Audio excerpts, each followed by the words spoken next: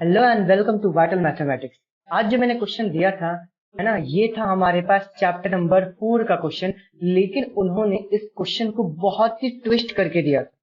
बहुत सारे बच्चों ने इसका आंसर नहीं निकाल पाया या फिर जिन्होंने निकाला वो अटक भी गए। ठीक है, जो जानते हैं, हमारे पास यहाँ पर ए की वैल्यू दे के रखा और हमारे पास यहाँ पर ए इनवर्स की वैल्यू दे के रखा हुआ। ठीक है, और हमसे क्वेश्चन क्या पूछा गया? हमसे क्वेश्चन पूछा गया ए प्लस में एक्स माइनस में बी प्लस में वाई। और बहुत सारे बच्चों ने क्या कर दिया, इस ए को ए इनवर्स के इक्वल कर दिया, वैल्यूज निकाल लिया और इसके अंदर पुट करके आंसर निकाल लिया। लेकिन ये आंसर ऐसे नहीं आए। ठीक है, कैसे आएगा आंसर? जरा वन बाय वन सॉल्व करते। देखो ध्यान से। तुम्हें ये पढ़ा होगा कि अगर मैं ए का मल्टीप्लाई ए इनवर्स से करता हूं तो इसका आंसर क्या आता है मेरे पास? आई। क्योंकि ए का इनवर्स अगर मैं ए से करूंगा तो अगर हमारे पास आइडेंटिटी मैट्रिक्स आता है तो इसी इक्वेशन के अंदर या फिर इसी फॉर्मूले के अंदर मुझे मेरे को ए एंड ए इनवर्स की वैल्यू पुट करनी थी एंड सॉल्व करना। वन बाय वन इसको पुट करते हैं।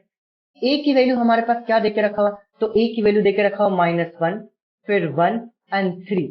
फिर क्या देके रखा हुआ है? ए, फिर 2 एंड फिर 1 एंड फिर देके रखा हुआ है 2x एंड 1। ये हमारे पास ए की वैल्यू देके रखा हुआ।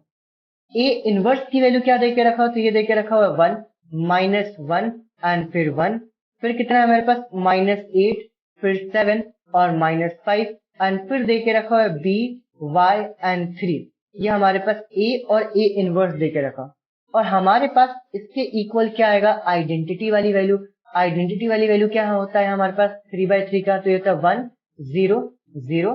फिर होता है 0 1 0। फिर क्या होता है? 0 0 1। अब क्या करना है मुझे? लेफ्ट के अंदर मल्टीप्लाई करके लिखना है रो इंटू में कॉलम एंड फिर मुझे उसको इक्वेट करना है। करते हैं जरा। इस रो इंटू में कॉलम को जब मैं मल्टीप्लाई करूंगा, ध्यान से देखना है ना, ये मल्टीप्लाई बहुत इंपॉर्टेंट रहता है। रो इंटू में कॉलम जब मैं मल्टीप्लाई करूंगा तो -1 का मल्टीप्लाई 1 से करूंगा तो कितना आ गया मेरे पास? -1। ए का मल्टीप्लाई -8 से करूंगा तो कितना आ गया? -8a। और 2 का मल्टीप्लाई बी से करूंगा तो क्या आ गया? +2b। समझ में है? आगे बढ़ते हैं। फिर ये रो का मल्टीप्लाई इस कॉलम से करूंगा तो कितना आ गया? -1 इंटू -1 कितना आ गया? +1। ए का मल्टीप्लाई 7 से कितना आ गया?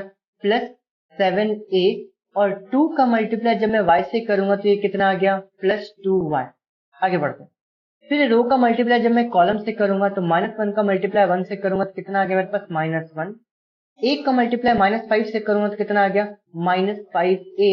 और 2 का मल्टीप्लाई जब मैं 3 से करूंगा, ध्यान देना, 2 का मल्टीप्लाई जब मैं 3 से करूंगा तो कितना आ गया? ये आ गया +6। समझ में आया? ठीक है, आगे बढ़ते हैं। नेक्स्ट रो का मल्टीप्लाई इन तीनों कॉलम से करूंगा, कितना आ गया? रो इंटू में कॉलम करते हैं जरा, कितना आ गया? 1 इंटू में 1 1। 2 का मल्टीप्लाई 8 से करूंगा तो कितना आ गया? -16। सही है। और x का मल्टीप्लाई b से करूंगा तो प्लस, इधर कितना आ गया मेरे पास? xb। वापस रो इंटू में कॉलम करूंगा तो कितना आ गया? -1 प्लस में 7 2 कितना आ गया? 14 एंड फिर इधर कितना आ गया? तो ये आ गया मेरे पास +x इंटू में y। अगेन रो इंटू में कॉलम करने जाऊंगा तो मेरे पास कितना आएगा? 1 का मल्टीप्लाई 1 से करूंगा तो ये हो गया 1। फिर 2 का मल्टीप्लाई -5 से करूंगा तो कितना आ गया? -10। और x का मल्टीप्लाई जब मैं 3 से करूंगा तो कितना आ गया? +3x। समझ में आ? लास्ट वाला करते हैं। रो इंटू में कॉलम करो, कितना हो गया? 3 इंटू में 1 कितना आ गया मेरे पास? 3। 1 का मल्टीप्लाई 8 से करूंगा तो कितना आ गया? -8। और 1 का मल्टीप्लाई b से करूंगा तो क्या आ गया? ये आ गया मेरे पास +b। रो इंटू में ये वाला कॉलम करते हैं, कितना आ गया मेरे पास? -3। 1 का मल्टीप्लाई 7 से करूंगा तो कितना आ गया? +7। एंड फिर 1 का मल्टीप्लाई y से करूंगा तो कितना आ गया? +y। ठीक है, लास्ट वाला करते हैं। रो इंटू में कॉलम, 3 का मल्टीप्लाई 1 से कितना आ गया मेरे पास? 3। 1 का मल्टीप्लाई -5 से कितना आ गया? -5। और 1 का मल्टीप्लाई 3 से करूंगा तो क्या आ गया मेरे पास? +3। एंड इसके इक्वल्स टू में क्या आ चुका है? तो ये आ चुका है मेरे पास 1 0 0 0 1 0 एंड 0 0 1। ठीक है, नेक्स्ट पेज पे पहले ये लेफ्ट वाले को सॉल्व करते हैं एंड फिर इसको इक्वेट करके अपन वन बाय वन आंसर निकालेंगे। ठीक है, देखो चलो। तो लेफ्ट में हमारे पास वैल्यू क्या आएगी? जरा इनको लिखना स्टार्ट करता हूँ। -1 -8a + 2b, ये तो एज इट इज रहेगा। -1 -8a प्लस में 2b, ये वैल्यू तो एज इट इज रहेगी। इधर क्या आ जाएगा? 1 + 7a + 2y, ये हो गया 1 प्लस में 7a प्लस में 2y, ये मेरे पास एज इट इज आ गया। ये हो गया देखो -1 एंड इस 6 को जब मैं ऐड करूंगा तो 6 - 1 कितना आ गया 5। तो इसको क्या लिखूंगा 5 माइनस में 5a। डन। चलो आगे बढ़ते हैं। इसको करूंगा कितना आ गया 1 माइनस में 16, ये हो गया मेरे पास -15 एंड फिर क्या था प्लस एक्स भी, ये हो गया मेरे पास प्लस एक्स इंटू में b। यहाँ पे -1 प्लस में 14 कितना आ गया 13, 13 प्लस में एक्स वाई, तो इधर हो गया मेरे पास 13 प्लस में एक्स वाई एंड इधर कितना हो गया 1 माइनस में 10 कितना आ गया -9 एंड प्लस 3x, तो ये हो गया -9 प्लस में 3x। चलो इधर करते हैं। 3 माइनस में कितना आ गया -5, तो इधर लिखा मैंने -5 प्लस में b, सही है प्लस b है ना, प्लस b। -3 प्लस में 7 कितना आ गया 4 प्लस में y, तो ये हो गया मेरे पास 4 प्लस में y एंड फिर इधर 3 माइनस 5 प्लस में 3, तो देखो यहाँ पे 3 और 3 कितना आ गया मेरे पास 4, सही है। ये 4 माइनस 5 कितना आ गया -1, ये -1 नहीं आना चाहिए, क्यों नहीं आना चाहिए देखो ध्यान से, रो इंटू में कॉलम। एक बार फिर से ये वाला चेक करते हैं। ये 3 का मल्टीप्लाई 3 से किया तो कितना आ गया मेरे पास 3, ये रो इंटू में कॉलम किया ना 3 1 1, तो ये रो का मल्टीप्लाई कॉलम की करेंगे तो ये हो गया 3 इंटू में 1 3, 1 का मल्टीप्लाई -5 से करूंगा तो कितना आ गया -5 एंड 1 का मल्टीप्लाई जब मैं 3 से करूंगा, सही है, 1 का मल्टीप्लाई जब मैं 3 से करूंगा तो कितना आ गया +3, सही है। तो 3 और 3 कितना आ गया 6 और 6 माइनस में 5 करूंगा तो ये -1 नहीं आएगा, ये +1 आ जाएगा। ठीक है डन, समझ में आया, वो मैं ही कंफ्यूज हो रहा था। 3 और 3 कितना आ गया 6, 6 माइनस 5 कितना आ गया मेरे पास +1 एंड ये इसके इक्वल में हमारे पास क्या देके रखा हो, तो ये देके रखा हो 1 0 0 0 1 0 0 0 1, क्योंकि अगर यहाँ पे 1 आ रहा है तो यहाँ पर भी 1 आ रहा है, तो इसका मतलब क्या कि जो हमने मल्टीप्लाई किया वो बिल्कुल सही किया।